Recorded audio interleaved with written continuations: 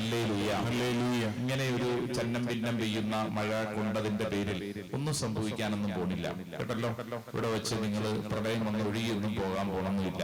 അപ്പൊ അതുകൊണ്ട് നിങ്ങൾ അതിനെക്കുറിച്ചൊന്നും ഭാരപ്പെടേണ്ട. ഇതൊക്കെ ഒരു അനുഭവമായിട്ട് സ്വീകരിക്കുക.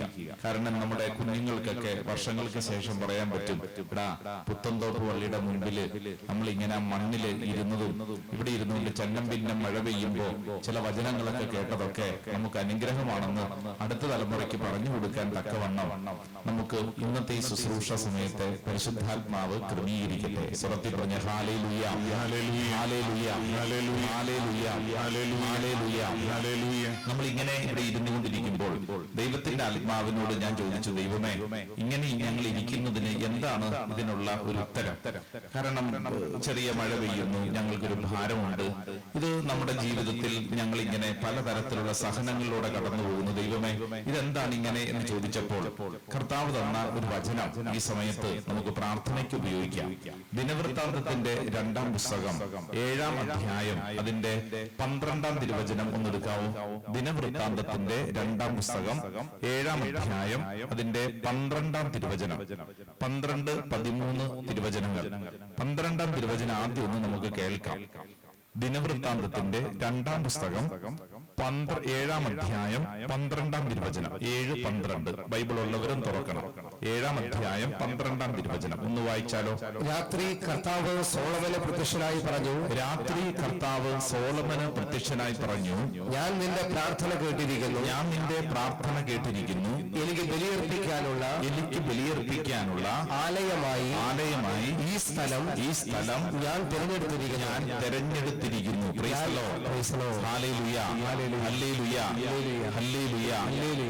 എനിക്ക് ബലിയർപ്പിക്കാനുള്ള ആലയമായി ഈ സ്ഥലം തെരഞ്ഞെടുത്തിരിക്കുന്നു. ഒരു കുഞ്ഞു വാചനം കൂടെ ഉണ്ടല്ലോ അതിന്റെ കൂടെ. ഒന്നും കൂടെ വായിച്ചേ. അല്ലല്ല, അതിന് രാത്രി കർത്താവ് സോളമന് പ്രത്യക്ഷനായി പറഞ്ഞു, ഞാൻ നിന്റെ പ്രാർത്ഥന കേട്ടിരിക്കുന്നു.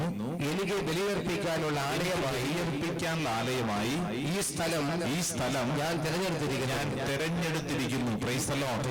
Hallelujah, hallelujah. പ്രിയപ്പെട്ടവരെ, ഇന്ന് ഈ സായാഹ്നത്തിൽ ഈ വചന ശുശ്രൂഷയിൽ പങ്കെടുക്കുന്നവരോടാണ് ഈ വചനം പഠിപ്പിക്കുന്നത്. നിങ്ങളുടെ പ്രാർത്ഥന ദൈവം കേട്ടിരിക്കുന്നു. വിശ്വസിക്കുന്നവർ ഒച്ചത്തിൽ പറഞ്ഞ് ആമേൻ, ആമേൻ, ആമേൻ, ആമേൻ. എന്നിട്ട് അടുത്ത കാര്യം പറയുന്നത്, ഇതാ ദൈവസന്നിധിയിൽ ബലിയർപ്പിക്കുന്നതിനുള്ള പ്രാർത്ഥിക്കുന്നതിനുള്ള സ്ഥലമായി ഇത് ദൈവം തെരഞ്ഞെടുത്തിരിക്കുന്നു. ഈ പുത്തൻതോപ്പിലെ അനുഗ്രഹിക്കപ്പെട്ട മണ്ണും ഈ അനുഗ്രഹിക്കപ്പെട്ട ദേവാലയ അന്തരീക്ഷവും ഇത് ദൈവം തെരഞ്ഞെടുത്ത ഒരു മണ്ണാണെന്ന് വചനത്തിൽ നമ്മളെ പഠിപ്പിക്കുകയാണ്. Hallelujah, hallelujah, hallelujah, hallelujah. ഇത് വായിക്കുകയും ധ്യാനിക്കുകയും ചെയ്യുമ്പോൾ നമ്മുടെ മുമ്പിൽ ഒരു പ്രസക്തമായ ഒരു ചോദ്യമുണ്ട്. ഇങ്ങനെ ചന്നം ഭിന്നം മഴയൊക്കെ പെയ്തുകൊണ്ടിരിക്കുമ്പോൾ നമ്മുടെ ഉള്ളിലുള്ള ചോദ്യത്തിനുള്ള ഉത്തരമാണ് വചനം പഠിപ്പിക്കുന്നത്. 13-ാമത്തെ വചനം ഒന്ന് വായിച്ചേ. 13-ാമത്തെ വചനം. ഞാൻ മഴ തരാതെ ആകാശം അടയ്ക്കുകയോ ദേശത്തെ കൃഷി നശിപ്പിക്കുവാൻ വെട്ടുകിളിയെ നിയോഗിക്കുകയോ എന്റെ ജനത്തിനിടയിൽ മഹാമാരി അയക്കുകയോ ചെയ്യുമ്പോൾ എന്റെ നാമം കണ്ടോ. അതായത് നമ്മുടെ ജീവിതത്തിൽ പ്രതിസന്ധികൾ ഉണ്ടാകുമ്പോൾ, നമ്മുടെ ജീവിതത്തിൽ കൃഷിനാശം ഉണ്ടാകുമ്പോൾ, നമ്മുടെ ജീവിതത്തിൽ പലതരത്തിലുള്ള പ്രാരാബ്ധങ്ങൾ ഉണ്ടാകുമ്പോൾ, കടബാധ്യത ഉണ്ടാകുമ്പോൾ, മഹാമാരി ഉണ്ടാകുമ്പോൾ, കൊറോണ വരുമ്പോൾ, പ്രളയം വരുമ്പോൾ, ഇങ്ങനെ മഴ പെയ്യുമ്പോൾ, ഇങ്ങനെ തുടങ്ങി 100,000 പ്രതിസന്ധികൾ ഉണ്ടാകുമ്പോൾ നീ എന്തു ചെയ്യണം? ഇതാണ് ചോദ്യം. ഇവിടെ ഇങ്ങനെ ഇരുന്നു കൊണ്ട് നമ്മൾ പ്രാർത്ഥിക്കുമ്പോൾ, ദൈവമേ, ഇതെന്താ ഇങ്ങനെ ഈ മഴ പെയ്യുന്ന ഒരു സുഖമില്ലല്ലോ, ഇതെന്താ ഈ അസ്വസ്ഥത, ഇതൊരു സുഖമില്ലല്ലോ, ഇതൊരു ഭാരമാണല്ലോ, എന്താ ദൈവമേ ഇതൊരു പ്രതിസന്ധിയാണല്ലോ എന്ന് നീ ദൈവത്തോട് ചോദിക്കുമ്പോൾ എന്ന് നീ ദൈവത്തോട് ചോദിക്കുമ്പോൾ, നിന്റെ വീട്ടിൽ ചില സാഹചര്യങ്ങൾ പ്രതികൂലമായി സംഭവിക്കുമ്പോൾ എന്താണ് ചെയ്യേണ്ടത്? വചനം പഠിപ്പിക്കുന്നു. 14-ാം തിരുവചനം എന്ന് വായിച്ച് എന്ത് ചെയ്യണമെന്നാണ് വചനം പറയുന്നത്. വായിച്ചാലോ? എന്റെ നാമം പേറുന്ന എന്റെ ജനം എന്നെ അന്വേഷിക്കുകയും തങ്ങളെ തന്നെ എളിമപ്പെടുത്തി പ്രാർത്ഥിക്കുകയും തങ്ങളുടെ ദുർമാർഗങ്ങളിൽ നിന്ന് പിന്തിരിയുകയും ചെയ്താൽ ഞാൻ സ്വർഗത്തിൽ നിന്ന് അവരുടെ പ്രാർത്ഥന കേട്ട് അവരുടെ പാപങ്ങൾ ക്ഷമിക്കുകയും അവരുടെ ദേശം സമ്പുഷ്ടമാക്കുകയും ചെയ്യും. Hallelujah, hallelujah, hallelujah, hallelujah. പ്രിയപ്പെട്ടവരെ, സർവശക്തനായ ദൈവം ഇന്ന് ഈ സായാഹ്നത്തിൽ നൽകുന്ന വലിയ രക്ഷാകരമായ ഒരു ദൂതാണ്, ഒരു സന്ദേശമാണ് നമ്മൾ കേട്ടുകൊണ്ടിരിക്കുന്നത്. നിന്റെ ജീവിതത്തിൽ പ്രതിസന്ധികളിൽ മഴ പോലെ വരുമ്പോൾ, ഒരു ജീവിതത്തിൽ വിചാരിക്കാത്തതുപോലെ ചില രോഗങ്ങൾ വരുമ്പോൾ, വീട്ടിൽ പ്രതീക്ഷിക്കാത്ത ചില കാര്യങ്ങൾ സംഭവിക്കുമ്പോൾ, മകളുടെയും മകന്റെയും ജീവിതത്തിൽ പ്രതീക്ഷിക്കാത്ത ചില കാര്യങ്ങൾ സംഭവിച്ച് ഭാരപ്പെട്ടിരിക്കുമ്പോൾ, ഇവിടെ അങ്ങനെ ഇരിക്കുന്നവരുണ്ട്, അനേകരെ എനിക്കറിയാം. ഇവിടെ ഇരിക്കുന്ന പലരും ഭാരപ്പെട്ടിരിക്കുന്നവരുണ്ട്. വിചാരിക്കുന്നത് പോലെ കാര്യങ്ങളൊന്നും അങ്ങോട്ട് നടക്കുന്നില്ല. വല്ലാത്ത സങ്കടം അങ്ങനെ ഇങ്ങനെ ഭാരപ്പെട്ടിരിക്കുമ്പോൾ എന്താണ് ചെയ്യേണ്ടതെന്ന് 14-ാം തിരുവചനം പഠിപ്പിക്കുന്നു. ഈ രാത്രിയിൽ ഇവിടെ ഇരിക്കുന്ന ഞാനും നിങ്ങളും പഠിക്കേണ്ട, പ്രാർത്ഥിക്കേണ്ട ഏറ്റവും പ്രധാനപ്പെട്ട കാര്യമാണ് 14-ാം തിരുവചനം. 3 പ്രധാനപ്പെട്ട കാര്യങ്ങൾ പഠിപ്പിക്കും. ഒന്നാമത്തെ കാര്യം എന്താണ്? 14-ാം തിരുവചനം വായിച്ചേ. എന്റെ നാമം പേറുന്ന എന്റെ ജനം എന്നെ അന്വേഷിക്കുകയും തങ്ങളെ തന്നെ എളിമപ്പെടുത്തി പ്രാർത്ഥിക്കുകയും തങ്ങളുടെ ദുർമാർഗങ്ങളിൽ നിന്ന് പിന്തിരിയുകയും ചെയ്താൽ. കണ്ടോ 3 കാര്യങ്ങൾ. ഒന്നാമത്തെ കാര്യം എന്താണെന്നറിയോ? എന്റെ നാമം പേറുന്ന എന്റെ ജനം എന്നെ അന്വേഷിക്കണം. Price the Lord, hallelujah. നിനക്കൊരു പ്രതിസന്ധി വരുമ്പോൾ, നിനക്ക് രോഗം വരുമ്പോൾ, ഇനി എന്തു ചെയ്യണമെന്നറിയാതെ വിഷമിക്കുമ്പോൾ നമ്മൾ ചെയ്യേണ്ട ഒന്നാമത്തെ കാര്യം, എന്റെ നാമം പേറുന്ന എന്റെ ജനം എന്നെ അന്വേഷിക്കണം. ദൈവമായ കർത്താവ് പറയുന്നു, നീ ആരെ അന്വേഷിക്കണം? പറഞ്ഞേ, നിന്നെ സൃഷ്ടിച്ച ദൈവത്തെ അന്വേഷിക്കണം. ഹല്ലേലൂയ. ചന്നം ഭിന്നം മഴ പെയ്ത് നിന്നെ ഭാരപ്പെടുത്തുമ്പോൾ നീ ആരെ അന്വേഷിക്കണം? കൊടയല്ല അന്വേഷിക്കേണ്ടത്. ആരെ അന്വേഷിക്കണം? ദൈവമേ, ഞാൻ കൊട കൊണ്ടുവന്നില്ലല്ലോ, അല്ലെ എന്നാണോ അന്വേഷിക്കേണ്ടത്? പിന്നെ ഇവിടെ പറയേണ്ട കാര്യമില്ല. പുത്തൻതോപ്പിൽ ഒത്തിരി വിശ്വാസികളുള്ള ഒരു സ്ഥലമാണ്. കാരണം അവർക്ക് ഇങ്ങോട്ട് പോന്നപ്പോൾ നല്ല ബോധ്യമാണ്, ദൈവം മഴ പെയ്യിക്കില്ല. എന്നാലും കയ്യിൽ എന്തിരിക്കട്ടെ? ആ കൊട ഇരിക്കട്ടെ, അല്ലെ? നമ്മുടെ ഉള്ളിൽ നമുക്ക് നല്ല ബോധ്യമാണ്, അല്ലെ? നല്ല ബോധ്യമാണ്. കാരണം ഇവിടെ വരുമ്പോഴത്തേക്ക് എന്റെ ദൈവം എനിക്ക് നല്ല ബോധ്യം തന്നിരിക്കുകയാണ്, ദൈവം മഴ പെയ്യിക്കില്ല. യെസ്, ദൈവം മഴ പെയ്യിക്കില്ല. എന്നാലും ഒരു വഴിക്ക് പോകുമല്ലേ? കയ്യിൽ എന്തിരിക്കട്ടെ? എന്റെ പ്രിയപ്പെട്ടവരെ, ഇങ്ങോട്ട് നോക്കിക്കേ. എന്റെ നാമം പേറുന്ന എന്റെ ജനം ആരെ അന്വേഷിക്കണം? ദൈവത്തെ അന്വേഷിക്കണമെന്ന്. ഒന്നാമത്തെ കാര്യം അതാണ്. നീ ചെയ്യേണ്ട കാര്യം, നിനക്കൊരു പ്രതിസന്ധി, നിനക്കൊരു ഭാരം, സങ്കടം ഉണ്ടാകുമ്പോൾ നീ അന്വേഷിക്കേണ്ടത് നിന്റെ ദൈവത്തെയാണ്. പലതും ഇടതിരിക്കുന്ന ആൾക്കൊന്ന് കൈകൊടുത്തോട് പറഞ്ഞ്, നീ നിന്റെ ദൈവത്തെ അന്വേഷിക്കണമെന്ന് പറഞ്ഞു. നീ നിന്റെ ദൈവത്തെ അന്വേഷിക്കണം. ഹല്ലേലൂയ. നാട്ടുകാരുടെ പുറകെ പോയി അന്വേഷിക്കാനല്ല, നീ ആദ്യം അന്വേഷിക്കേണ്ടത് നിന്റെ ദൈവത്തെ അന്വേഷിക്കണം. Price the Lord, hallelujah, hallelujah. അപ്പൊ നമ്മളൊരു പ്രാർത്ഥനാ ശുശ്രൂഷയ്ക്ക് വരുമ്പോൾ നമ്മൾ അന്വേഷിക്കേണ്ടത് ആരെയാണ്? പറ. പള്ളിയിൽ വരുമ്പോൾ നമ്മൾ അന്വേഷിക്കേണ്ടത് ആരെയാണ്? ആ ദൈവത്തെയും ദൈവകാര്യങ്ങളെയുമാണ് അന്വേഷിക്കേണ്ടതെന്ന്. ഒരു ശുശ്രൂഷയ്ക്ക് വരുമ്പോൾ നമ്മൾ അന്വേഷിക്കേണ്ട ദൈവത്തെയും ദൈവകാര്യങ്ങളെയുമാണ്. ഹല്ലേലൂയ. എങ്ങനെയുണ്ട്? എന്തിനാണ് പള്ളി വരുന്നത്? ഇതൊന്നും പുത്തൻതോപ്പിലുള്ള കാര്യമല്ല. നിങ്ങൾക്ക് അങ്ങനെ ഒരു തെറ്റിദ്ധാരണ ഉണ്ടെങ്കിൽ വേണ്ട. ഇങ്ങോട്ട് നോക്കിയേ, ഇവിടെയൊക്കെ നല്ല മനുഷ്യനല്ല. ഇരിക്കുന്ന ഇരിപ്പ് കണ്ടാൽ തന്നെ അറിയാം, അല്ലെ? തൊട്ടുമുത്താൻ തോന്നും. അതുപോലെയല്ല ഇരിക്കുന്ന ഇരിപ്പ്, അല്ലെ? ഇങ്ങോട്ട് നോക്കിയേ. അതായത് എന്തിനാണ് നീ പള്ളിയിൽ വരുന്നത്? എന്തിനാണ് നീ കൺവെൻഷന് വരുന്നത്? എന്തിനാണ് ഈ ത്യാഗം സഹിച്ച് നിങ്ങൾ ഇവിടെ വന്നിരിക്കുന്നത്? എന്തിനാ വരുന്നത്? ദൈവത്തെ അന്വേഷിക്കാൻ. വേറൊന്നുമല്ല. നമ്മൾ ഇങ്ങോട്ട് വരുമ്പോൾ, ഇവിടെ ഇരിക്കുമ്പോൾ, ഈ ചന്നം ഭിന്നം മഴയൊക്കെ പെയ്യുമ്പോഴും നമ്മൾ തമ്പുരാന്റെ മുമ്പിൽ നമ്മൾ വിളിച്ച് പ്രാർത്ഥിക്കുന്നവരാണ്. യേശുവേ എന്ന് വിളിച്ച് പ്രാർത്ഥിക്കുന്നവരാണ്. നിന്റെ പ്രാർത്ഥന ദൈവസന്നിധിയിലേക്ക് ഉയർത്താനുള്ളതാണ്. വലതുകര ഉയർത്തി പറഞ്ഞ ഹല്ലേലൂയ, ഹല്ലേലൂയ, ഹല്ലേലൂയ. ശ്രദ്ധിച്ചേ, ജീവിതത്തിൽ പ്രതിസന്ധികൾ ഉണ്ടാകുമ്പോൾ, പ്രശ്നങ്ങൾ ഉണ്ടാകുമ്പോൾ, മഹാമാരി പെയ്യുമ്പോൾ, കൃഷിനാശം ഉണ്ടാകുമ്പോൾ, നീ വിചാരിച്ചതുപോലെ കാര്യങ്ങൾ നടക്കാതെ വരുമ്പോൾ, കണ്ണുനീര് വരുമ്പോൾ എന്തു ചെയ്യണമെന്നുള്ള ചോദ്യത്തിന് ദിനവൃത്താന്ത പുസ്തകം 7-ാം അധ്യായം 14-ാം തിരുവചനം പറയുന്നു, എന്റെ നാമം പേറുന്ന എന്റെ ജനം എന്നെ അന്വേഷിക്കണം. ആരെ അന്വേഷിക്കണം? നിന്റെ ദൈവത്തെ നീ അന്വേഷിക്കണം. നിന്റെ ദൈവത്തെ അന്വേഷിക്കണം. ഒന്നാമത്തെ കാര്യം. രണ്ടാമത്തെ കാര്യം എന്താണെന്നറിയോ? തങ്ങളെ തന്നെ എളിമപ്പെടുത്തി പ്രാർത്ഥിക്കണം. എളിമപ്പെടണം. എന്ത് ചെയ്യണം? അയ്യോ, എന്നാ ബുദ്ധിമുട്ടാ. എന്ത് ചെയ്യണം? എളിമപ്പെടണം. അടുത്തിരിക്കുന്ന ആളോട് പറഞ്ഞേ, എളിമപ്പെടണം. പറഞ്ഞു കൊടുത്തേ. എളിമപ്പെടണം. പ്രത്യേകിച്ച് മലയാളിക്ക് എളിമപ്പെടാൻ വല്ലാത്ത ബുദ്ധിമുട്ടല്ലേ? ശ്രദ്ധിച്ചിട്ടില്ലേ? എളിമപ്പെടാൻ വല്ലാത്ത ബുദ്ധിമുട്ടാണ്. ബീവറേജിന്റെ മുമ്പിൽ എത്ര മണിക്കൂർ വേണമെങ്കിലും എളിമപ്പെട്ട് കാത്തു നിൽക്കും. ഒരു ക്ഷീണോ ഇല്ല, ഒരു നാണോ ഇല്ല, അല്ലേ? പള്ളിപ്പെരുന്നാളൊക്കെ വരുമ്പോഴത്തേക്ക് ശിങ്കാരിമേളത്തിന്റെയും ചെണ്ടയുടെ മുമ്പിൽ ഉടുത്തിരിക്കുന്ന മുടുമുണ്ട് തലയെ കെട്ടിക്കൊണ്ട് തലയും കുത്തി മറിയും. ഒരു കുഴപ്പവുമില്ല, ഒരു നാണവുമില്ല. എളിമപ്പെടാനേ. പക്ഷേ പള്ളി വരുമ്പോൾ, പ്രാർത്ഥിക്കുമ്പോൾ പലർക്കും ഉണ്ടല്ലോ എളിമപ്പെടാൻ വല്ലാത്തൊരു ഭാരം. പള്ളിയിലൊക്കെ വന്ന് ചിലരുടെ നിപ്പ് കണ്ടിട്ടില്ലേ? എന്താ ശൈലി അല്ലേ? ഞാനൊരു പള്ളിയിൽ ചെന്നപ്പോഴത്തേക്ക് അവിടുത്തെ വികാരിച്ചൻ എന്നോട് പറഞ്ഞു, കുർബാനയ്ക്ക് കയറാൻ പോവാ. എന്നോട് ഒരു തിരുനാൾ കുർബാനയാണ്. അപ്പൊ എന്നോട് ചോദിച്ചു, അച്ഛൻ ഈ ഗബ്രിയേൽ മാലാഖയുടെ സഹോദരിനെ കണ്ടിട്ടുണ്ടോ എന്ന് ചോദിച്ചു. ഞാൻ പറഞ്ഞു, അയ്യോ എനിക്ക് അറിഞ്ഞുകൂടാ, അതാരാ? അങ്ങനെ ഒരാളുണ്ട്, ഗബ്രിയേൽ മാലാഖ. ഏത്? നമ്മുടെ പരിശുദ്ധ അമ്മയുടെ മുമ്പിൽ ഗബ്രിയേൽ മാലാഖ വന്നല്ലോ. ഗബ്രിയേൽ മാലാഖയ്ക്ക് ഒരു പെങ്ങളുണ്ട്, സഹോദരിയുണ്ട്. ഞാൻ പറഞ്ഞത് ആരാ? ഈ ഇടവകയില കെട്ടിച്ചിരിക്കുന്നത്, ഇവിടെ ഉണ്ടെന്ന് പറഞ്ഞു. അപ്പൊ ഞാൻ പറഞ്ഞു, എനിക്കൊന്ന് കാണാൻ ആഗ്രഹമുണ്ട്.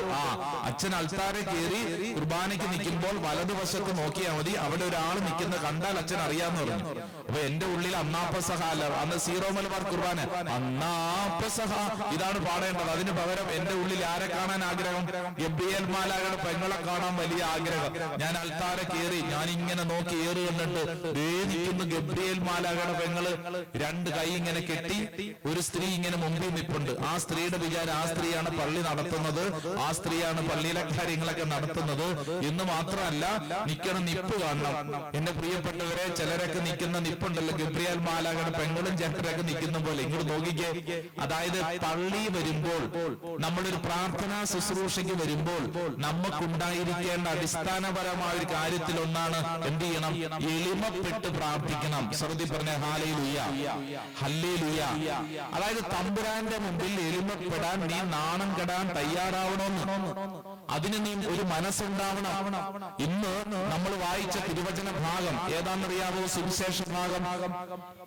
ഇന്ന് നമ്മൾ വായിച്ച സുവിശേഷ ഭാഗം, നേരത്തെ ബഹുമാനപ്പെട്ട വർഗീസ് ബ്രദർ അതിനെ കുറിച്ചൊരു കാര്യം ഓർമ്മപ്പെടുത്തിയിരുന്നു. ലൂക്കായുടെ സുവിശേഷത്തിൽ ഒരു കുരുടനെ കുറിച്ചുള്ളതാണ് ഈ വചനഭാഗം. മർക്കോസിന്റെ സുവിശേഷം 10-ാം അധ്യായം 46 മുതൽ രേഖപ്പെടുത്തിയിട്ടുണ്ട്. ഒന്ന് തുറന്നു വായിച്ചേ. മർക്കോസിന്റെ സുവിശേഷം 10-ാം അധ്യായം 46 മുതലുള്ള തിരുവചന ഭാഗം. മർക്കോസിന്റെ സുവിശേഷം 10-ാം അധ്യായം, മാർക്ക് ചാപ്റ്റർ 10 വേഴ്സ് 46 ഓൺവേഴ്സ്. ഒന്ന് വായിച്ചാലോ. അവർ ജെറീക്കോയിലെത്തി. അവൻ ശിഷ്യരോടും വലിയൊരു ജനാവലിയോടും കൂടെ ജെറീക്കോ വിട്ടു പോകുമ്പോൾ തിമേയൂസിന്റെ പുത്രനായ ബർത്തിമേയുസ് എന്ന അന്ധയാചകൻ, ബർത്തിമേയുസ് എന്ന് പറയുന്ന അന്ധയാചകൻ. ഇങ്ങോട്ട് നോക്കിക്കേ. ലൂക്കാസ് സുവിശേഷത്തിൽ ഒരു കുരുടൻ എന്ന് പറഞ്ഞു. ആ കുരുടന് ഒരു പേരുണ്ട്. ആ പേര് മാത്രമല്ല, അവന് കുടുംബ പാരമ്പര്യമുള്ള ഒരുത്തനാണ്. അവനെ കുറിച്ച് ബൈബിള് പറഞ്ഞിരിക്കുന്നു.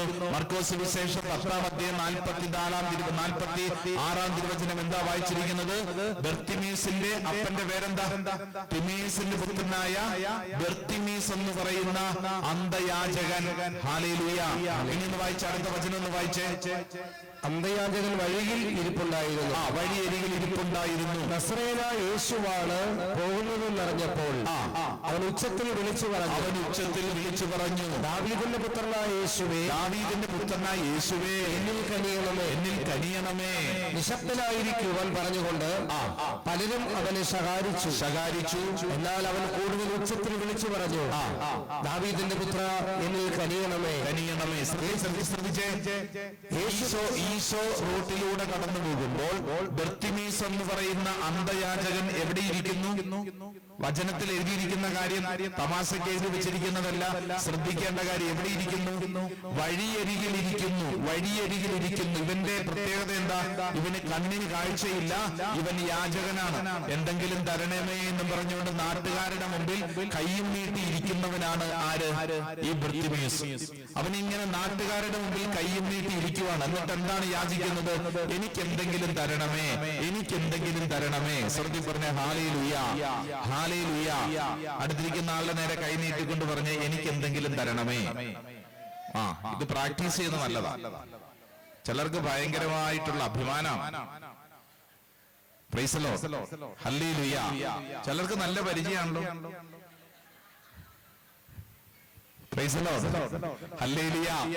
ബർത്തിമീസ് എന്ന് പറയുന്ന അന്ധയാചകൻ നാട്ടുകാരുടെ മുമ്പിൽ കൈയും നീട്ടിയിട്ട് പറയാണ്, എനിക്ക് എന്തെങ്കിലും തരണേ.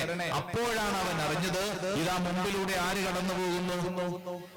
യേശു കടന്നു പോകുന്നു എന്ന വാർത്ത കേട്ടപ്പോൾ അവന്റെ പ്രാർത്ഥനാ ശൈലിക്ക് ഒരു മാറ്റം ഉണ്ടായി. അവൻ നാട്ടുകാരുടെ നേരെ നീട്ടിയിരുന്ന കൈ പിൻവലിച്ച് ആരുടെ നേരെ കൈനീട്ടി? യേശുവിന്റെ നേരെ കൈനീട്ടി. എന്നിട്ട് അവൻ പറഞ്ഞൊരു കാര്യമുണ്ട്. എന്താ പറഞ്ഞത്? ദാവീദിന്റെ പുത്രനായ യേശുവേ, എന്നിൽ കനിയണമേ. രണ്ട് കരങ്ങൾ ഉയർത്തിപ്പിടിച്ച് ഉച്ചത്തിൽ ആ പ്രാർത്ഥന എന്ന് പറഞ്ഞേ. പ്രാർത്ഥിച്ചോളൂ, നിന്റെ പ്രാർത്ഥന ഗംഭീരമാണ്, നീ പ്രാർത്ഥിച്ചോളൂ. അങ്ങനെയാണോ പറഞ്ഞത്? അല്ല, മറിച്ച് നാട്ടുകാർ പറഞ്ഞു, എടാ നീ മിണ്ടാണ്ടിരിക്കൂ, നീ നിശബ്ദനായിട്ടിരിക്കൂ, നീ ഒച്ച ഉണ്ടാക്കല്ലേ, നീ ശല്യപ്പെടുത്തല്ലേ, നീ മിണ്ടാണ്ടിരിക്കൂ. ഞാൻ ചോദിക്കട്ടെ, നിങ്ങളുടെ ജീവിതത്തിൽ ആത്മീയ മേഖലയിൽ നിങ്ങൾ വളരാൻ ആഗ്രഹിക്കുമ്പോൾ, ഒന്ന് നന്നായിട്ട് പ്രാർത്ഥിക്കണമെന്ന് ആഗ്രഹിക്കുമ്പോൾ, ദിവസവും പള്ളിയിൽ പോകണമെന്ന് ആഗ്രഹിക്കുമ്പോൾ, കുടുംബ പ്രാർത്ഥന അല്പം കൂടെ മെച്ചപ്പെടുത്തണമെന്ന് ആഗ്രഹിക്കുമ്പോൾ, ബൈബിള് വായിക്കാൻ നിങ്ങൾ ഒരു എക്സ്ട്രാ എനർജി സ്വീകരിക്കുമ്പോൾ, നിങ്ങളെ വീട്ടുകാരും നാട്ടുകാരും പ്രോത്സാഹിപ്പിക്കുമോ അതോ പിടിച്ചു താഴ്ത്തുമോ? പറഞ്ഞില്ല. ഇങ്ങോട്ട് നോക്കിക്കേ, നമ്മളൊന്ന് നന്നാവാനൊന്ന് ആഗ്രഹിക്കുമ്പോ അപ്പോഴുണ്ടല്ലോ ആരെങ്കിലും വന്ന് നമ്മളെ പിടിച്ചു താഴ്ത്തും. ഇപ്പൊ ഒരു ധ്യാനം കൂടി കഴിഞ്ഞ് ഒരു പുതിയ പ്രാർത്ഥനയൊക്കെ കിട്ടി, വേണമെങ്കിൽ വിശുദ്ധ മിഖായേലിനോടുള്ള പ്രാർത്ഥന കിട്ടി. എന്നിട്ട് വീട്ടിൽ ചെന്നിട്ട് അത് ഇന്നു മുതൽ കുടുംബ പ്രാർത്ഥനയ്ക്ക് അത് ആരംഭിക്കണമെന്ന് കരുതി കുടുംബ പ്രാർത്ഥനയിൽ അത് എടുത്തു വെച്ച് പ്രാർത്ഥിക്കാനായിട്ട് തുടങ്ങുമ്പോൾ വീട്ടുകാരെന്ത് പറയും? ആ കൊള്ളാം, നല്ല പ്രാർത്ഥന, പ്രാർത്ഥിച്ചോളൂ. ആണോ? അല്ല, അവരെന്ത് പറയും? ഓ, ശല്യം വന്നിരിക്കുന്നു, ഇവിടെ ഒരു കൊന്ത തന്നെ എന്ത് കഷ്ടപ്പെട്ടാണ് ചെല്ലി തീർക്കുന്നത്. അപ്പോഴാണ് അമ്മ എവിടുന്ന് ഒരു പുതിയ പ്രാർത്ഥനയായിട്ട് വന്നിരിക്കുന്നു, വേറെ പണിയൊന്നുമില്ലേ, വേറെ ഒരു പണിയില്ലേ എന്ന് പറഞ്ഞ് ശല്യപ്പെടുത്തും, എന്ന് പറഞ്ഞ് നിന്റെ എല്ലാ എനർജിയും പുറകോട്ട് വലിക്കും. അപ്പൊ നമ്മൾ എന്ത് ചിന്തിക്കും? ഓ, ഞാനായിട്ട് ആരെ ശല്യപ്പെടുത്തുന്നില്ലേ, ഞാനായിട്ട് ആരുടെയും ഇനി ഉറക്കം കളയുന്നില്ലേ, ഞാനായിട്ട് ഇനി ഒന്നും ചെയ്യുന്നില്ലേ എന്ന് പറഞ്ഞ് നമ്മൾ പുറകോട്ട് വലിയും. എന്നാൽ ബർത്തിമീസിനെ കുറിച്ച് വചനം പറയുന്നത് എന്താണ്? ബർത്തിമീസ് എന്ത് ചെയ്തു? ബർത്തിമീസ് നാട്ടുകാര് പറഞ്ഞു മിണ്ടാണ്ടിരിക്കാൻ പറഞ്ഞപ്പോൾ അവൻ മിണ്ടാതിരുന്നോ? ഇല്ല, അവൻ എന്ത് ചെയ്തു?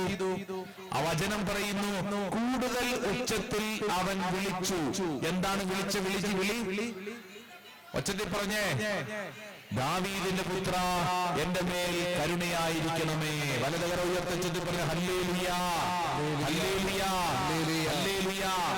ദാവീദിന്റെ പുത്ര, എന്റെ മേൽ കരുണയായിരിക്കണമേ എന്ന് കൂടുതൽ ഉച്ചത്തിൽ അവൻ വിളിച്ചു പറഞ്ഞു. എന്റെ ഒരു ചോദ്യം, എന്റെ പ്രിയപ്പെട്ടവരെ, ഇവന് നാട്ടുകാരിങ്ങനെയൊക്കെ പറഞ്ഞെങ്കിലും ഇവൻ മിണ്ടാതിരിക്കാതെ ഇങ്ങനെ ഉച്ചത്തിൽ പ്രാർത്ഥിക്കാൻ എന്താണ് കാരണം? എന്താണ് കാരണം? എന്നാ പിന്നെ ബർത്തിമീസിന്റെ സ്ഥാനത്ത് നിങ്ങളാണെങ്കിൽ നിങ്ങൾ എന്ത് ചെയ്തേനെ? ഓ, ഞാൻ ആരെയും ശല്യപ്പെടുത്തുന്നില്ലേ, നാട്ടുകാർക്ക് ഞാൻ കാരണം ഒരു ബുദ്ധിമുട്ടുണ്ടാക്കുന്നില്ലേ എന്ന് പറഞ്ഞ് നമ്മൾ സാവധാനം മിണ്ടാണ്ടിരിക്കും. എന്നാൽ ബർത്തിമീസ് മിണ്ടാതിരുന്നില്ല.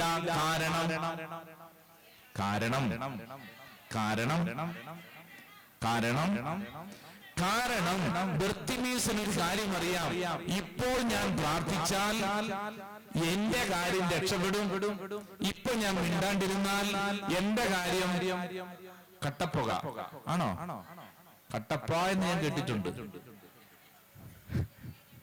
ഇപ്പോൾ ഞാൻ പ്രാർത്ഥിച്ചാൽ, ഇപ്പോൾ ഞാൻ ഈശോയെന്ന് വിളിച്ചാൽ, ഇപ്പോൾ ഞാൻ ആഗ്രഹിച്ചാൽ, ഇപ്പോൾ എന്റെ ജീവിതത്തിൽ രക്ഷയുടെ സമയമാണെന്ന് അത്രമേൽ ബോധ്യമുള്ള ബർത്തിമീസ് അടുത്തിരിക്കുന്നവരെങ്ങനെ പ്രാർത്ഥിക്കുന്നുവെന്ന് നോക്കിക്കൊണ്ടിരിക്കാനല്ല, അവര് പറഞ്ഞ കാര്യം കേട്ടോണ്ടിരിക്കാനല്ല, മറിച്ച് ബർത്തിമീസ് ഒരു കാര്യം തീരുമാനിച്ചു. എന്റെ മുമ്പിലൂടെ ഈശോ കടന്നു പോകുമ്പോൾ ഇതാണ് രക്ഷയുടെ സമയം. ഇപ്പോൾ ഞാൻ പ്രാർത്ഥിച്ചാൽ ഞാൻ രക്ഷപ്പെടും. കാഴ്ച ശക്തി നാട്ടുകാർക്കല്ല വേണ്ടത്, എനിക്കാണ് വേണ്ടത്.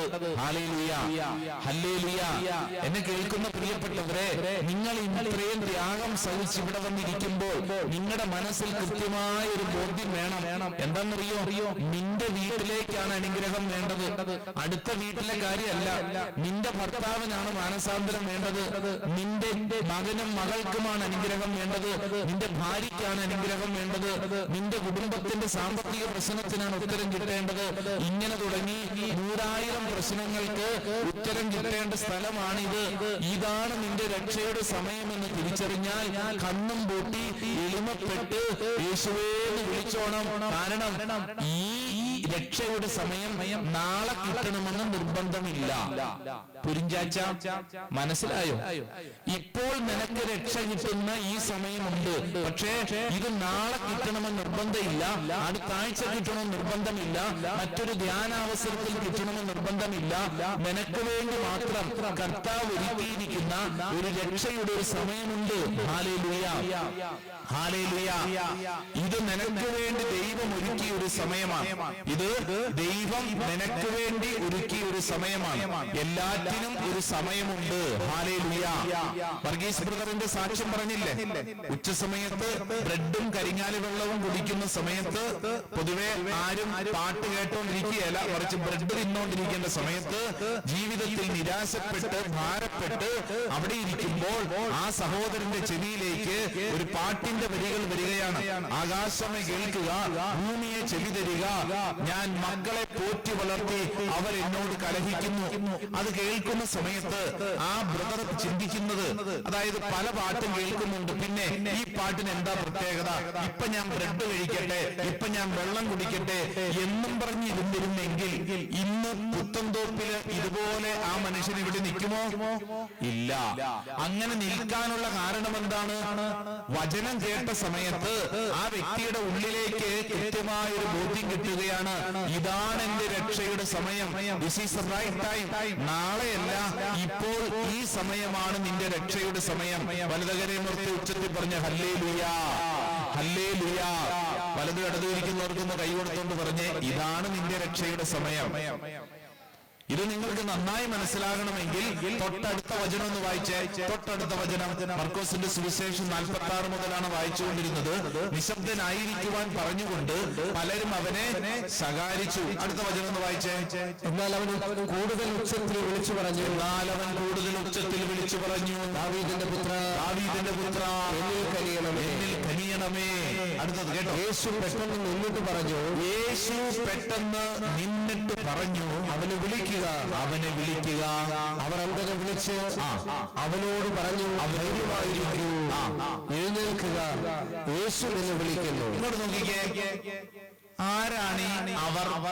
ഈശോയുടെ അടുക്കൽ ചെന്നിട്ട് ഇത് കേട്ട ഇവര് ബർത്തിമീസിന്റെ അടുക്കൽ ചെന്നിട്ട് പറയുവാണ്, ധൈര്യമായിരിക്കൂ, ധൈര്യമായിരിക്കൂ, എഴുന്നേൽക്കുക, യേശു നിന്നെ വിളിക്കുന്നു.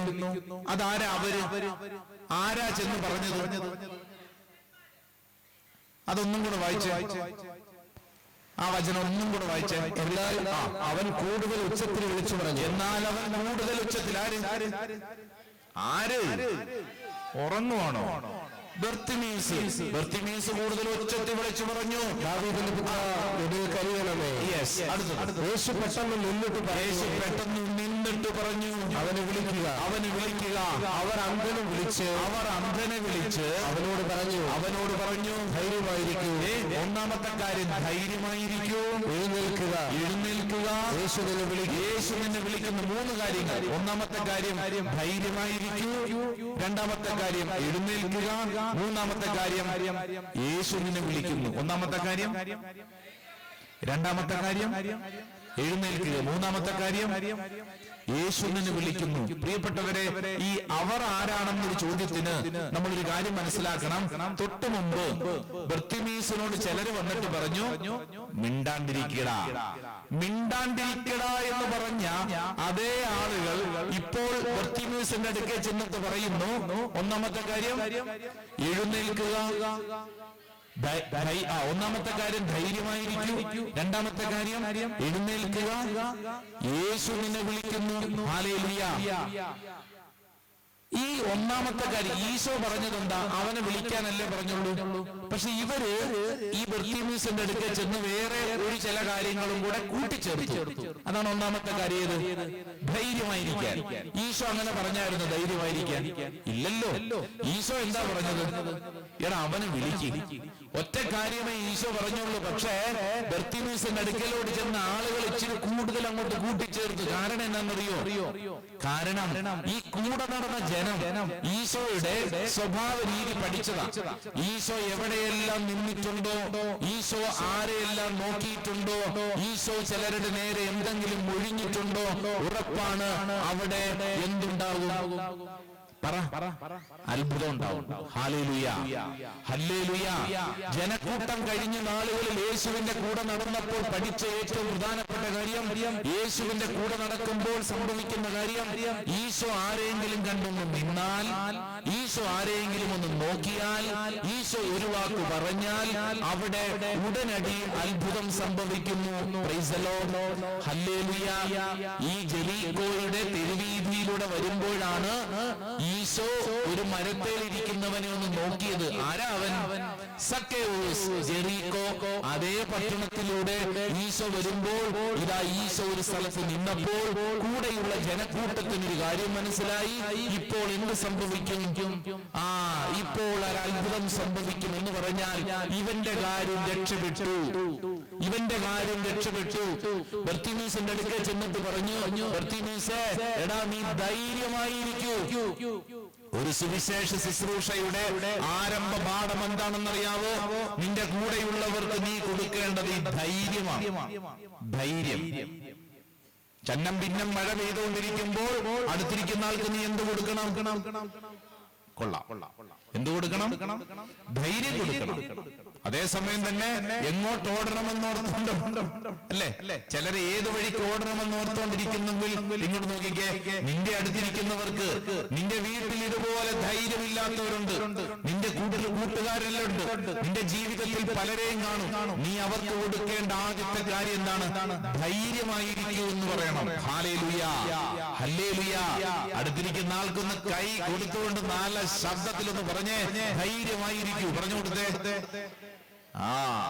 ജീവിതത്തിൽ ഏതെല്ലാം പ്രതിസന്ധി ഉണ്ടായാലും, കോരിച്ചെരിയുന്ന മഴയുണ്ടായാലും, ഈ പ്രകൃതി ഏതെല്ലാം തരത്തിൽ ക്രമീകരിക്കപ്പെട്ടാലും, നിന്റെ ശരീരത്തിൽ രോഗങ്ങൾ ഉണ്ടാകുമ്പോഴും, വിചാരിക്കാത്ത അപ്രതീക്ഷിതമായ സംഭവങ്ങൾ നിന്റെ മേൽ അത്രമേൽ ആഞ്ഞടിക്കുമ്പോഴും നിന്റെ ഉള്ളിൽ എന്ത് വേണം? ഈ ധൈര്യം വേണം. കാരണം എന്താ? നിന്റെ ദൈവം അറിയാതെ ഒന്നും സംഭവിക്കില്ല. ഉച്ചത്തിൽ പറഞ്ഞേ ആമേൻ, ആമേൻ, ആമേൻ. പുത്തൻതോപ്പുകാരെ, നിങ്ങൾ വിശ്വസിച്ചോണം, നിന്റെ ദൈവം അറിയാതെ നിന്റെ ശരീരത്തിൽ ഒന്നും സംഭവിക്കില്ല. ഇത് ഞാൻ പറയുമ്പോൾ ഇവിടെ ചിലർക്ക് വേണ്ടി കർത്താവ് ഒരു ദൂത് നൽകുകയാണ്, ഒരു സന്ദേശം നൽകുകയാണ്. പ്രത്യേകിച്ച് ശാരീരിക രോഗങ്ങൾ ഉണ്ടായതിന്റെ പേരിൽ എന്റെ ജീവിതം നശിച്ചല്ലോ, ഇനി ഞാൻ എന്ത് ചെയ്യും, ജീവിതം തീർന്നു എന്ന് ചിന്തിക്കുന്ന ആരെങ്കിലും ഉണ്ടെങ്കിൽ ഇത് ഈശോ നിന്നോട് പറയുന്നു, നിന്റെ ജീവിതം ഇത് അവസാനിക്കാനുള്ളതല്ല. നീ ചിന്തിച്ച് നിന്റെ ജീവിതത്തെ നഷ്ടപ്പെടുത്താനുള്ളതല്ല. ധൈര്യമായിരിക്കൂ. ദൈവമറിയാതെ നിന്റെ തലയുടെ ഒരു മുടിയുടെ പോലും ഒഴിയില്ല എന്നുള്ള വാഗ്ദാനം നിന്നിൽ സംഭവിക്കും. ഉച്ചത്തിൽ പറഞ്ഞ ഹല്ലേലൂയ, ഹല്ലേലൂയ, ഹല്ലേലൂയ. ധൈര്യമായിരിക്കൂ. രണ്ടാമത്തെ കാര്യം, എഴുന്നേൽക്കുക, യേശു നിന്നെ വിളിക്കുന്നു. Price the Lord, hallelujah. ഈ മൂന്ന് കാര്യങ്ങൾ ഒരു സുവിശേഷ ശുശ്രൂഷയുടെ അടിസ്ഥാനപരമായ കാര്യമാണ്. നിന്റെ വീട്ടിൽ ആരെങ്കിലും നമ്മൾ ബൈബിൾ കൺവെൻഷന് വിളിക്കുമ്പോൾ നമ്മൾ എങ്ങനെ വിളിക്കേണ്ടെന്നറിയോ? അവരെ വിളിക്കുമ്പോഴത്തേക്ക് അവരെ സ്നേഹവും ധൈര്യവും കൊടുത്ത് വിളിക്കണം. അവരെ എങ്ങനെ വിളിക്കണം? സ്നേഹവും ധൈര്യവും കൊടുത്ത് വിളിക്കണം. വീട്ടിലുണ്ടാവും ചിലരെ, ഇന്നലെ ഞാൻ പറഞ്ഞിരുന്നു, ഇന്ന് വരുമ്പോഴത്തേക്ക് 10 പേരെ കൂട്ടിക്കൊണ്ടുവരണം. ചോദിക്കട്ടെ, 10 പേരെ കൂട്ടിക്കൊണ്ട് വന്നില്ലെങ്കിലും ഒരാളെയെങ്കിലും കൂട്ടിക്കൊണ്ട് വന്നിട്ടുള്ളവരെന്ന് കൈവക്കാവോ? അമ്പട, കൊള്ളാം, കുറച്ചു പേരുണ്ട്. Very good, hallelujah, hallelujah. ഇന്നലെ വരാൻ പറ്റിയില്ല, പക്ഷെ ഇന്ന് വന്നു. അങ്ങനെയുള്ളവരൊന്ന് കൈവക്കുക ഒന്നും കൂടെ. ഇന്നലെ വരാൻ പറ്റിയില്ല, ഇന്നാണ് വന്നത്, ഇന്നാണ് ആദ്യമായിട്ട് വന്നത്. കുറെ പേരുണ്ട്. ഹല്ലേലൂയ, കൈതാത്തിക്ക്. ഇന്ന് വന്നില്ല, പക്ഷെ ഇന്നലെ വന്നു. അങ്ങനെയുള്ളവരൊന്ന് കൈവക്കിക്ക്. കണ്ട, അവരും പുത്തൻതോപ്പുകാര് കൊള്ളാമല്ലോ. അവര് ഇന്നലെ വന്നു, ഇന്ന് വന്നില്ല, എന്നിട്ട് കൈ പൊക്കുന്നു. എന്തൊരു ദൈവമേ! Price the Lord, hallelujah. അതെ, ഒരാളെ നമ്മളൊരു ശുശ്രൂഷയ്ക്ക് വേണ്ടി വിളിക്കുമ്പോൾ നമ്മൾ വിളിക്കേണ്ടത് എങ്ങനെയാ? അവര് വിളിക്കേണ്ടത് ധൈര്യവും സ്നേഹവും കൊടുക്കണം. അവരെ പേടിപ്പിക്കാനല്ലെന്ന്. വീട്ടിലൊക്കെ ചിലരുണ്ടല്ലോ, അല്ലേ? അപ്പൊ നമ്മൾ അവരെ എങ്ങനെ ഇന്ന് വിളിച്ചത് എങ്ങനെയാ? എടാ എടാ എടാ എടാ ഇങ്ങനെ കിടന്ന് ഉറങ്ങാതെടാ, നീ ഇവിടെ ഇങ്ങനെ കിടന്നാ നീ നശിച്ചു പോകൂടാ ഒച്ച. അങ്ങനെയാണോ പറഞ്ഞത്? അങ്ങനെ പറയരുത്. മറിച്ച് എന്ത് ചെയ്യണം? സ്നേഹത്തോടെ വിളിക്കണം, ധൈര്യം കൊടുത്ത് വിളിക്കണം. അവരുടെ പ്രശ്നം, അവരുടെ സങ്കടം, അവരുടെ ഭാരം അതെന്താണോ ആ വിഷയത്തിന് ഒരു ഉത്തരമുണ്ടെന്ന് ഓർമ്മപ്പെടുത്തിക്കൊണ്ട് അവരെ വിളിക്കണം. ബർത്തിമീസിനെ നാട്ടുകാർ എന്ന് വിളിച്ചു. ഏത് നാട്ടുകാരെന്നറിയോ? ആരാണോ ബർത്തിമീസിനെ എതിർത്തത് അതേ നാട്ടുകാർ തന്നെ ഇതാ ബർത്തിമീസിന്റെ അടുക്കലേക്ക് ചെന്നിരിക്കുകയാണ്. ഹല്ലേലൂയ. നിങ്ങളൊരു കാര്യം ഓർക്കണം, എന്താണെന്നറിയാവോ? പ്രാർത്ഥനാ ജീവിതത്തിൽ നിങ്ങളെ തടയുന്നവർ തന്നെ നിങ്ങളുടെ മുമ്പിൽ വന്ന് പ്രാർത്ഥനാ സഹായം ചോദിക്കും. ആമേൻ, ആമേൻ. പിടികിട്ടിയോ? കൊട കിട്ടിയോ? കൊടയുടെ പിടി കിട്ടിയോ? ഒന്നും കിട്ടിയില്ല.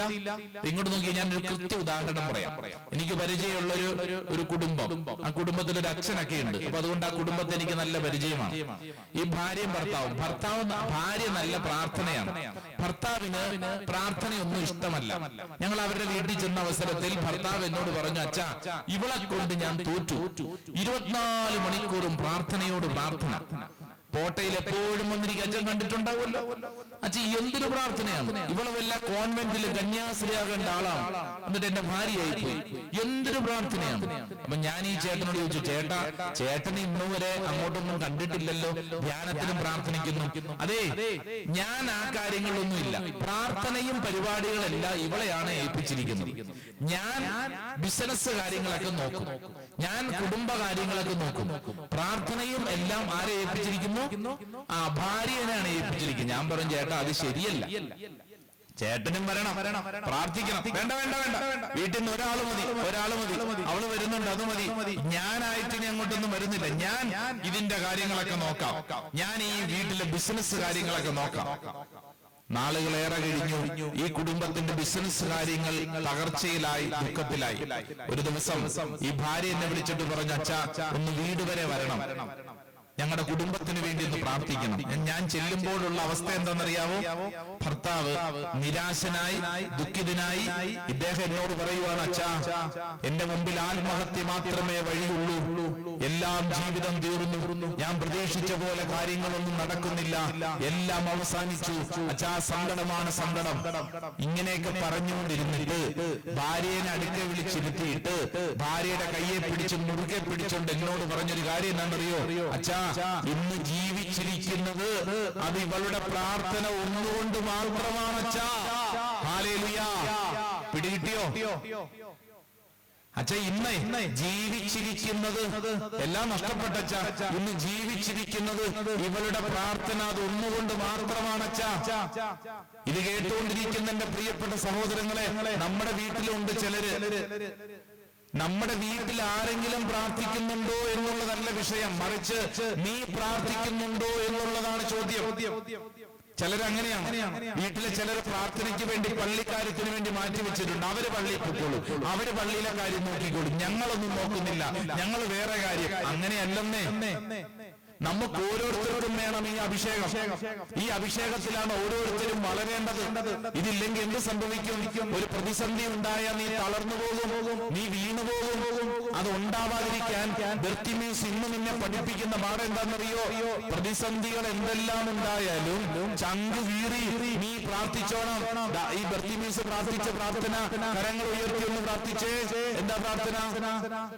ദാവീദിന്റെ പുത്ര, എന്റെ മേൽ കരുണയായിരിക്കണമേ. സ്വർമീയത്തിൽ പറഞ്ഞ ഹല്ലേലൂയാ, ഹല്ലേലൂയാ.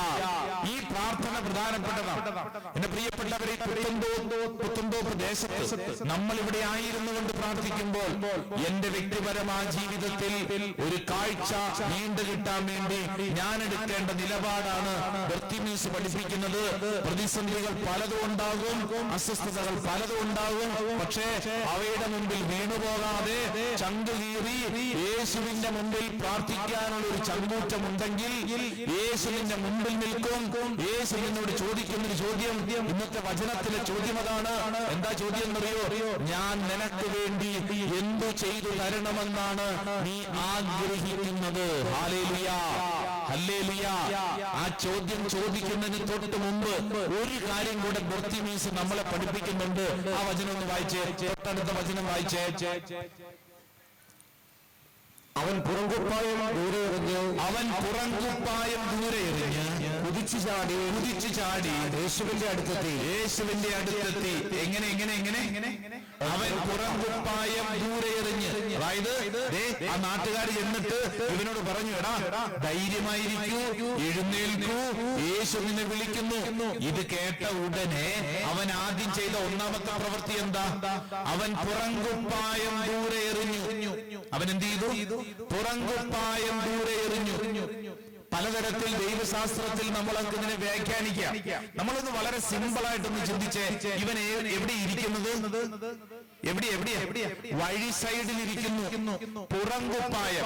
ഒരു പക്ഷേ ഇവന്റെ ഇന്നോളമുള്ള പാപത്തിന്റെ ജീവിതാവസ്ഥയായിരിക്കും. ഇവന്റെ പഴയ ജീവിതം, പാപത്തിന്റെ അവസ്ഥ അതായിരിക്കാം. മറ്റൊന്ന്, അവൻ ആരാണ്? അവന് കാഴ്ചയില്ലാത്തവനാണ്. അവൻ ഭിക്ഷാടനം നടത്തുന്നവനാണ്.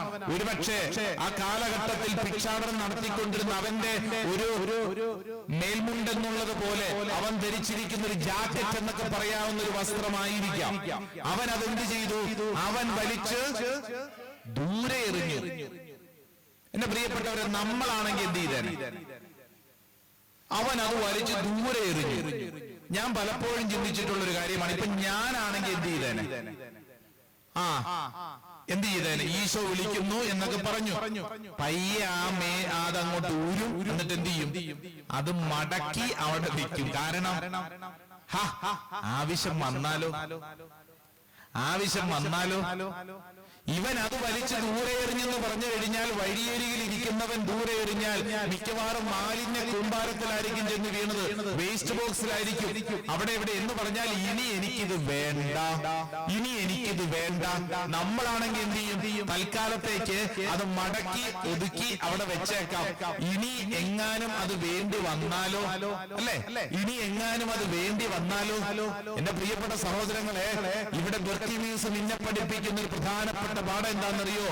അവനെടുത്ത നിലപാട്. ഇവൻ അത്ഭുതം സ്വീകരിക്കുന്നതിന് മുമ്പാണോ ശേഷമാണോ ഇത് ദൂരേക്ക് എറിഞ്ഞത്? അത്ഭുതം സംഭവിക്കുന്നതിനും മുമ്പ് അവൻ അത് വലിച്ചു ദൂരെ എറിഞ്ഞു. എന്നിട്ട് അവൻ കുതിച്ചു ചാടി.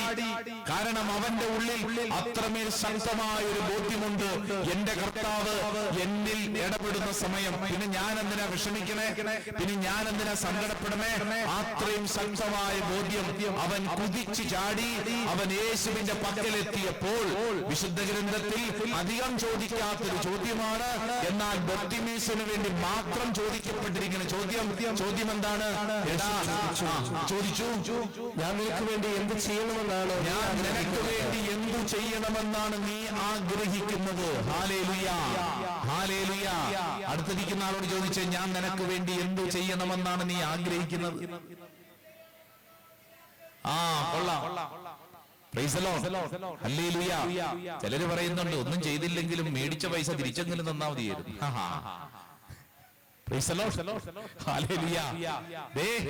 ഈശോ ബൈബിളിൽ ചോദിച്ചിരിക്കുന്ന കൃത്യം സുന്ദരമായ ചോദ്യം അധിക സ്ഥലങ്ങളിൽ ഇത് ചോദിച്ചിട്ടില്ല. എന്താ ചോദിച്ചിരിക്കുന്നത്? എടാ, ഞാൻ നിനക്ക് വേണ്ടി എന്തു ചെയ്യണമെന്നാണ് നീ ആഗ്രഹിക്കുന്നത്? നീ എന്നിൽ നിന്ന് എന്താണ് പ്രതീക്ഷിക്കുന്നത്? അപ്പോൾ അവൻ പറഞ്ഞു, എന്തു പറഞ്ഞു? വായിച്ചേ. അപ്പോൾ അവൻ പറഞ്ഞു, എനിക്ക് കാഴ്ച വീണ്ടും കിട്ടണം. എനിക്ക് കാഴ്ച വീണ്ടും കിട്ടണം എന്ന് പറഞ്ഞാൽ എന്ത് മനസ്സിലായി? അവൻ കാഴ്ച ഉണ്ടായിരുന്നവനാണ്.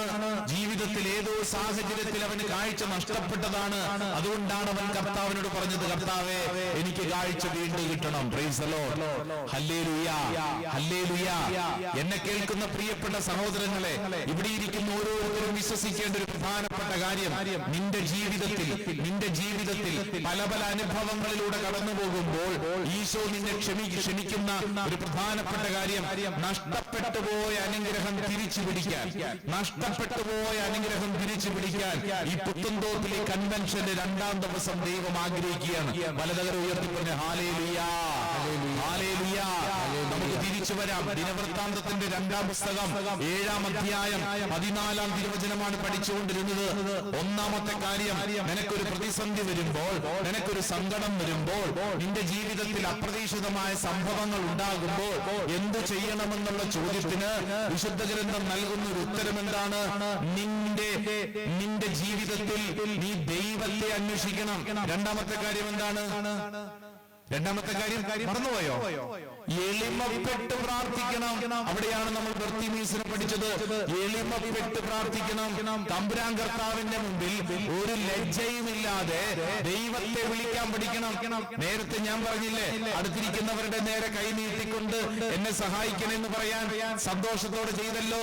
നിങ്ങൾ ശ്രദ്ധിക്കേണ്ട കാര്യം എന്താണെന്നറിയാവോ?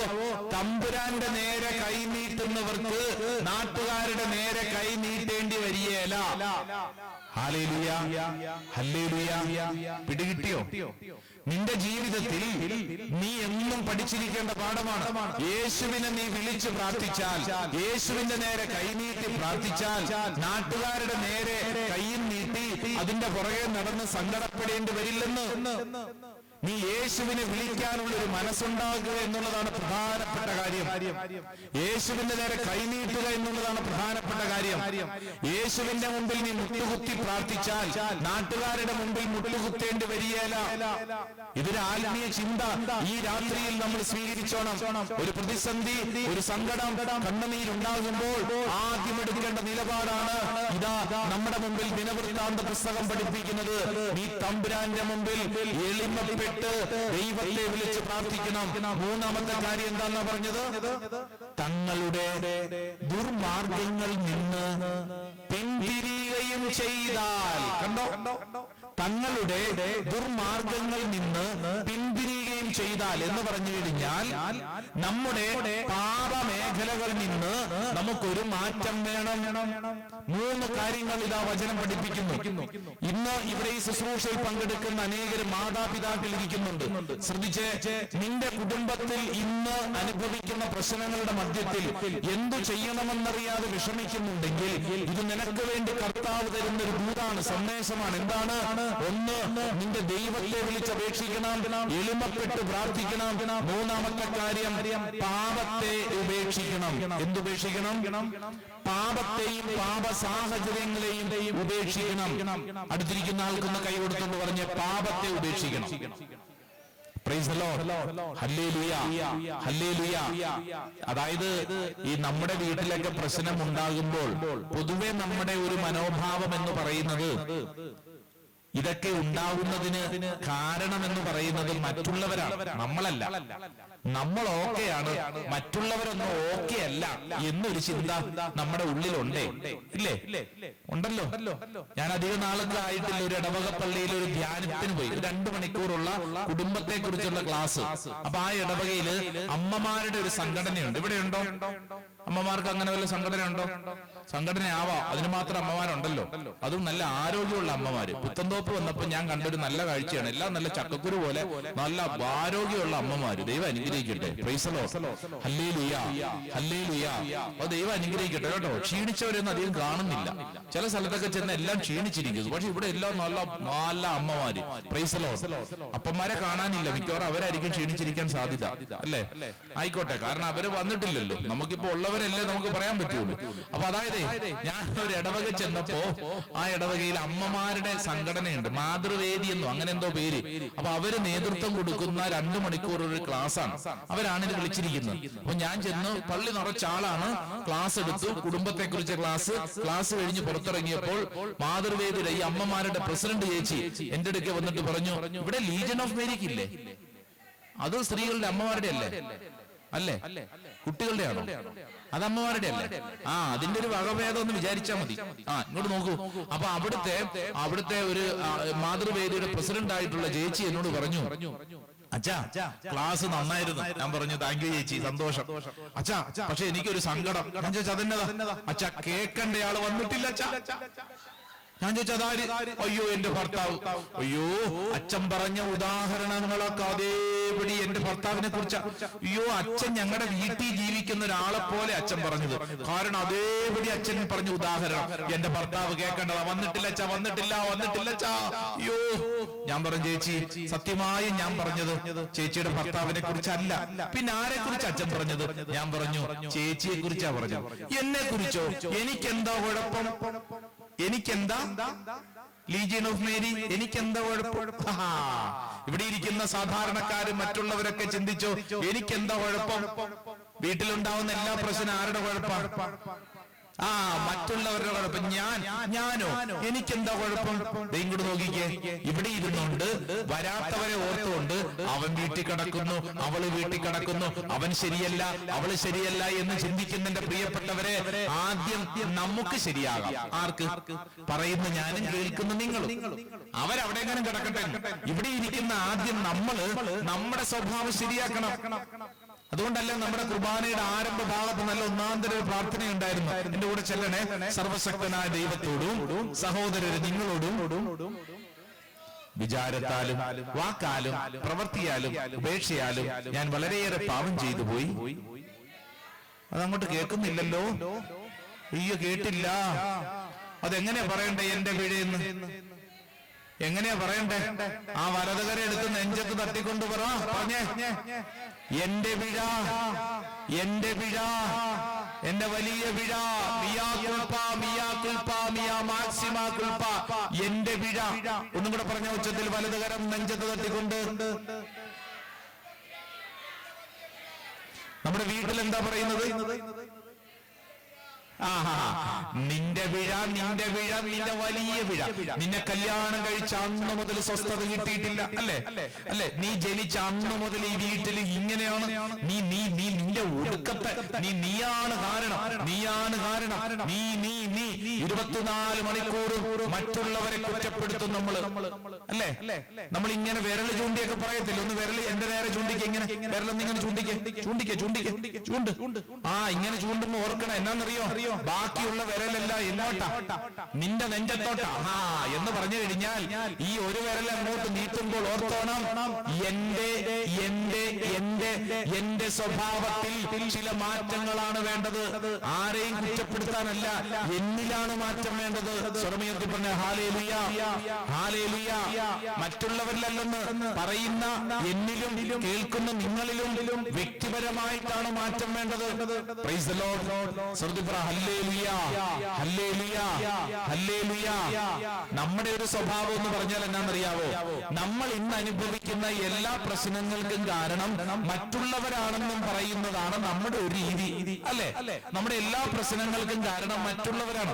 ഈ കുറച്ചു നാളായിട്ടുള്ള ഒരു ഭാര്യയും ഭർത്താവും കൂടെ കോട്ട ആശ്രമത്തിൽ പ്രാർത്ഥിക്കാൻ വന്നു. എന്നിട്ട് ഈ ഭർത്താവ് എന്നോട് പറഞ്ഞു, അച്ഛൻ എന്റെ ഭാര്യയെ ഒന്ന് ഉപദേശിക്കണം. ഞാൻ ചോദിച്ചു, എന്ത് ഉപദേശിക്കാനാ? അച്ഛൻ ഉപദേശിച്ചാൽ അവള് കേൾക്കും. അച്ഛൻ ഉപദേശിക്കണം. ഞാൻ പറഞ്ഞു, എന്താ ഉപദേശിക്കണ്ടേ? അച്ഛാ, ഞാൻ ദേഷ്യക്കാരനാണെന്ന് ഇവക്കറിയാമല്ലോ. അവൾ അതനുസരിച്ച് പെരുമാറണ്ടേ? അവള് പെരുമാറുന്നില്ലച്ചോ. നിങ്ങൾ കേട്ടോ? ആർക്കാ ദേഷ്യം? കേട്ടില്ല, ഒന്നും കൂടെ പറയാം. ഭർത്താവ് ഭാര്യയെ അടുത്ത് നിർത്തി എന്നോട് പറയുന്നു, അച്ചോ ഞാൻ ദേഷ്യക്കാരനാണെന്ന് ഇവക്കറിയാമല്ലോ, ഇവൾ അതനുസരിച്ച് പെരുമാറണ്ടേ, ഇവള് പെരുമാറുന്നില്ല, ഞങ്ങളുടെ വീട്ടിലെ എല്ലാ പ്രശ്നത്തിനും കാരണം ഇവളാച്ചാ. ഞാനപ്പോ ഈ മനുഷ്യനെ നോക്കി, ആരാ ദേഷ്യക്കാരൻ പറഞ്ഞേ? അപ്പൊ ആർക്കാ മാറ്റം വേണ്ടത്? ഭാര്യയ്ക്കോ? കൊള്ളാം, ചുമ്മാതല്ല പുത്തൻ തോപ്പിൽ ഇങ്ങനെ ഇരിക്കുന്നത്. ആർക്കാ ദേഷ്യം? അപ്പൊ ആർക്കാ മാറ്റം വേണ്ടത്? ഞാൻ ആ മനുഷ്യനോട് പറഞ്ഞു, എന്റെ പൊന്നു ചേട്ടാ, ചേട്ടനല്ലേ മാറ്റം വേണ്ടത്, ചേട്ടനല്ലേ ദേഷ്യം. അപ്പൊ അയാൾ എന്നെ അടിമുടി നോക്കിയിട്ട് പറഞ്ഞു, അച്ഛൻ എന്നെ കുറിച്ചൊന്നും അറിയത്തില്ല എന്ന് തോന്നുന്നു. ഞാൻ പറഞ്ഞു, അയ്യോ എനിക്ക് അറിയത്തില്ല, അച്ഛൻ എന്റെ വീട്ടുപേര് കേട്ടിട്ടുണ്ടോ? അപ്പൊ എനിക്ക് മനസ്സിലായി, പ്രശസ്തമായ ഒരു വീട്ടുപേര് പറഞ്ഞു. ആ വീട്ടിലെയാ ഞാൻ. അച്ഛാ, ഞങ്ങളെ പാരമ്പര്യമായിട്ട് ദേഷ്യക്കാരാ. എന്റെ അപ്പൻ എന്നാ ദേഷ്യായിരുന്നു അറിയോ? എന്റെ അപ്പാപ്പൻ ഭീകര ദേഷ്യം. ഞങ്ങൾ ഇങ്ങനെയാണ്. ആര് മാറിക്കോണമെന്ന്? കുടുംബത്തിലുള്ള ബാക്കിയുള്ളവർ മാറിക്കോണം. ഇവിടെ ഇരിപ്പുണ്ട് ചിലര്. ഞാനിങ്ങനെയാണ്, ജനിച്ചപ്പോ മുതൽ ഇങ്ങനെയാണ്, ഞാനിങ്ങനെയാണ്. പെട്ടി പോണവരെ ഇങ്ങനെ ഇരിക്കും. ഏത് പെട്ടി? ട്രങ്ക് പെട്ടിയല്ല, ശവപ്പെട്ടി. ഞാൻ ഇങ്ങനെയാണ്, ജനിച്ചപ്പോ മുതൽ ഇങ്ങനെയാണ് അല്ലേ? മലയാളത്തിലെ ചില പഴമൊഴികൾ അതിന്റെ കൂടെ പിടിക്കും. ഏത്? ചൊട്ടയിലെ ശീലം ചൊടല വരെ. ഞാൻ ജനിച്ചത് ഇങ്ങനെയാണ്, ഞാൻ മരിക്കുന്നവർ ഇങ്ങനെയായിരിക്കും. എന്റെ സ്വഭാവം മാറാൻ ഞാൻ ഉദ്ദേശിക്കുന്നില്ല. നിനക്ക് വേണമെങ്കിൽ സൗകര്യം ഉണ്ടെങ്കിൽ നീ മാറിക്കണം. ഞാൻ ജനിച്ച വീട്ടിൽ ഇങ്ങനെയായിരുന്നു, എന്റെ സാഹചര്യങ്ങൾ ഇങ്ങനെയാണ്. ദേ ഇങ്ങോട്ട് നോക്കിക്കേ എന്റെ പ്രിയപ്പെട്ടവരെ, ഇതും പറഞ്ഞുകൊണ്ടിരിക്കാതെ നമ്മുടെ സ്വഭാവത്തിലെ കുറവുകൾ, ആ കുറവുകൾക്ക് ഒരു മാറ്റം വേണം. ആ സ്വഭാവ രീതികൾക്ക് ഒരു മാറ്റം വേണം. എത്ര പ്രായമുള്ള വ്യക്തിയാണെങ്കിലും പ്രായം കുറഞ്ഞ വ്യക്തിയാണെങ്കിലും ഇപ്രകാരം ഒരു ധ്യാന ശുശ്രൂഷയിലൂടെ നമ്മിൽ സംഭവിക്കേണ്ട അടിസ്ഥാനപരമായ കാര്യം, നമ്മുടെ സ്വഭാവത്തിൽ ഒരു മാറ്റം വേണം. Hallelujah, hallelujah. അടുത്തിരിക്കുന്ന ആളോട് ചോദിച്ചേ, ഒന്ന് നന്നായിക്കൂടെ? അടുത്തിരിക്കുന്നതിനെ നോക്കാൻ തന്നെ പേടിയാ, പിന്നെയാണ് ഇത് ചോദിക്കാൻ പോകുന്നത്. ഒന്നും ചെയ്യല്ല, ധ്യാന ശുശ്രൂഷയല്ല, ഒന്നും ചെയ്യല്ല. ചോദിച്ചോ, എന്താ ചോദിച്ചത്? ആര്? അവരോടാ ചോദിച്ചതല്ലേ? ദേ പറയുന്ന നമ്മുടെ സ്വഭാവം, നമ്മുടെ ചിന്തകൾ, നമ്മുടെ വികാര വിചാരങ്ങൾ നമ്മിലാണ് മാറ്റം വരേണ്ടത്. അതുകൊണ്ടാണ് ജോഷുവയുടെ പുസ്തകം 3-ാം അധ്യായം 5-ാം തിരുവചനം വായിച്ചു ധ്യാനിച്ച്. ജോഷുവയുടെ പുസ്തകം, book of Joshua, chapter 3 verse 5. നല്ല വചനമാണ്. വായിച്ചോ, ഒച്ചത്തിൽ വായിച്ച. ജോഷുവയുടെ പുസ്തകം 3-ാം അധ്യായം 5-ാം വചനം. നിങ്ങളെ തന്നെ ശുദ്ധീകരിക്കുക, നാളെ നിങ്ങളുടെ ഇടയിൽ കർത്താവ് അത്ഭുതങ്ങൾ പ്രവർത്തിക്കും. Price the Lord, hallelujah. പലതരം ഉയർത്തിപ്പിടിച്ച് ഒച്ചത്തിൽ ആ വചനം ഒന്ന് പറഞ്ഞു പ്രാർത്ഥിക്കുക. എന്റെ കൂടെ ചേർന്ന് പറയണം. ജോഷുവയുടെ പുസ്തകം 3-ാം അധ്യായം 5-ാം തിരുവചനം. ജോഷുവ ഇസ്രായേൽ ജനത്തോട് പറഞ്ഞു, നിങ്ങളെ തന്നെ ശുദ്ധീകരിക്കുവിൻ, നാളെ നിങ്ങളുടെ ഇടയിൽ കർത്താവ് അത്ഭുതങ്ങൾ പ്രവർത്തിക്കും. ഹല്ലേലൂയ. രണ്ട് കാര്യം. ഒന്നാമത്തെ കാര്യം, നിങ്ങളെ തന്നെ ശുദ്ധീകരിക്കുവിൻ എന്ന് പറഞ്ഞാൽ സ്വഭാവത്തിൽ മാറ്റം. എഴുതി വെക്കുന്നവര് എഴുതി വെച്ച് പഠിച്ചോണം. നിങ്ങളെ തന്നെ ശുദ്ധീകരിക്കുവിൻ എന്ന് പറഞ്ഞാൽ അർത്ഥം എന്താണ്? നമ്മുടെ സ്വഭാവത്തിൽ മാറ്റം. രണ്ടാമത്തെ കാര്യം എന്താണെന്നറിയാവോ? അത്ഭുതം.